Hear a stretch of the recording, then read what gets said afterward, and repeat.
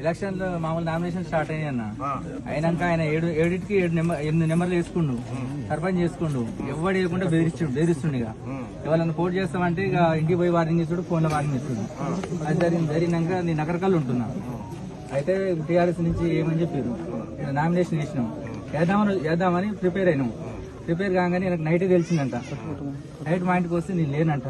ఇక పొద్దుదాం ఏం చేసిండు, హోటల్ కాడికి పోయినా, కార్ రెంట్ తీసుకుందామని. ఒక 5 వచ్చారు, ఎత్తుకొచ్చారు. ఇక 4 వచ్చారు. 4 వచ్చి మామూలుగా ఇట్లా నేను ఒట్టినే ఉన్నా, డైరెక్ట్ పట్టుకురు, కార్లు ఎత్తేసారు.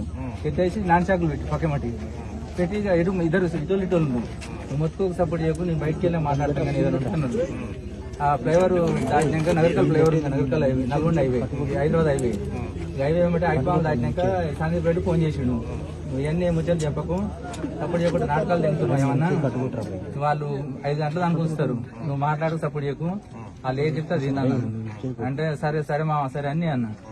ఏం నాటకాలు దిగితే నీ కర్మకి ఎవడు బాధ్యుడు కాదు కానీ ఫోన్ పెట్టేసిండు.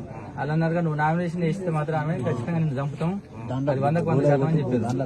చెప్తే నేనేం చేయను, ఫస్ట్ ఐపాల్ దాటగానే నా ఫోన్ గుంజుకోరు, అలా సిమ్ తీసేస్తే నా దగ్గర ఫోన్ గిట్లేదు కానీ నేనేం చేయను, ఇప్పుడు నేను ఇంటికాడ గిట్లేదు చెప్తామన్నా, నేనేం చేయను, నా దగ్గర ఫోన్ గిట్లేదని అట్లా అన్నా. ఇవన్నీ నాకు లంచముచ్చట్లు చెప్పొద్దు, నామినేషన్ చేస్తే ఖచ్చితంగా నేను చంపుతాం 100. నీకు ఆల్రెడీ మిగతా వాళ్ళు కూడా చెప్పారంట, నీకు తెలుసంట. వీళ్ళు అందరు మొగోళ్ళు నువ్వు ఒక్కని వేస్తున్నావా, మామూలుగా వాళ్ళు 2 రోజులు వేస్తేనే మీద పడి కాగితాలు చింపి ఎలగొట్టారు. ఎట్లా ఉంటారు, తలవారు తీసుకొని నువ్వు సద్దాం అనుకున్నావు, బద్దాం అనుకున్నావు, అది అని వీళ్ళు వార్నింగ్ ఇచ్చారు. ఇక ఇచ్చినాక అట్నే షాక్లు ఇట్లే పెడతారు.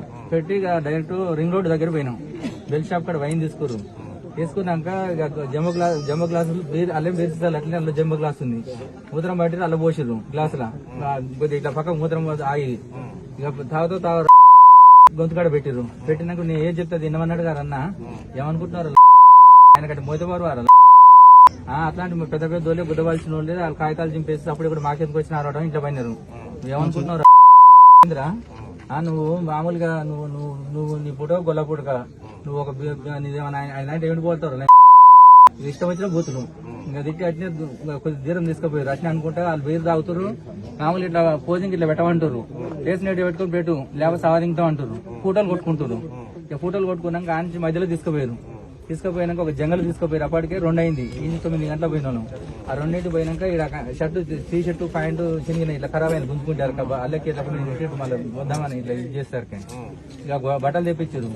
బట్టలు తెప్పించి చూసిన వారు సార్ ఎంత గౌరవంగా ఎంత మంచి తెలుసారు సారు, అందుకనే నీకు బట్టలు కొనిస్తుండ్రా ఇప్పటి నుంచి అన్న. అంటే ఏ మాటలు అన్నా ఏ మాటలు ఇందాక వేసుకొని వచ్చి అందుకనే చూపించాలని ఏ మాటలు అన్నా ఈ కనీసం మీరు నిమ్మలం మంచిదనంతో మాట్లాడాలని నేనేమయ్యాను కానీ అని అన్నా.